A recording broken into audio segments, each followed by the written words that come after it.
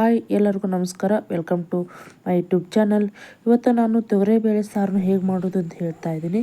ಇಲ್ಲಿ ಸ್ವಲ್ಪ ತೊಗರಿಬೇಳೆ, ಒಂದು ಜವಾರಿ ಟೊಮೊಟೊ ತೊಗೊಂಡು ಬೇಯಿಸ್ಕೊಂಡಿದ್ದೀನಿ. ಇಲ್ಲಿ ಒಂದು ಬೊಗೋಣಿ ಒಳಗೆ ಸ್ವಲ್ಪ ಎಣ್ಣೆ ಹಾಕಿ ಒಲೆ ಮೇಲೆ ಇಟ್ಟಿದ್ದೀನಿ. ಇದನ್ನು ಸ್ವಲ್ಪ ಮೀಡಿಯಮ್ ಉರಿಯಲ್ಲಿ ಇಡಬೇಕು, ಯಾಕಂದರೆ ಜಾಸ್ತಿ ಕೈಬಾರ್ದು. ಸ್ವಲ್ಪ ಸಾಸಿವೆ ಹಾಕಿದ್ದೀನಿ. ಇದು ಚಟ್ಪಟ್ ಅನ್ನೋವರೆಗೂ ಬೇರೆ ಏನೂ ಹಾಕಕ್ಕೆ ಹೋಗ್ಬೇಡ್ರಿ, ಚಟ್ಪಟ್ ಅನ್ನಬೇಕು.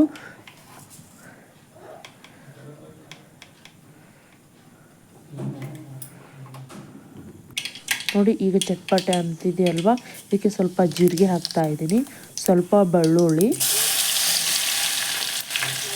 ಚೆನ್ನಾಗಿ ಮಿಕ್ಸ್ ಮಾಡಿ, ಸ್ವಲ್ಪ ಕರಿಬೇವು ಹಾಕಬೇಕು.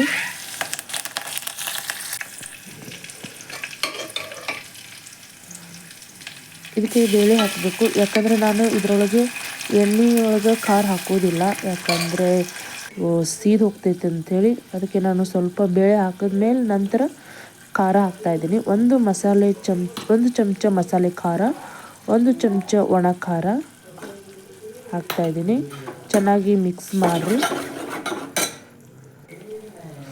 ನೋಡಿ, ಈ ಥರ ಕಲರ್ ಬರುತ್ತೆ. ಉಳಿದ ಬೇಳೆಯನ್ನು ಹಾಕ್ತಾಯಿದ್ದೀನಿ.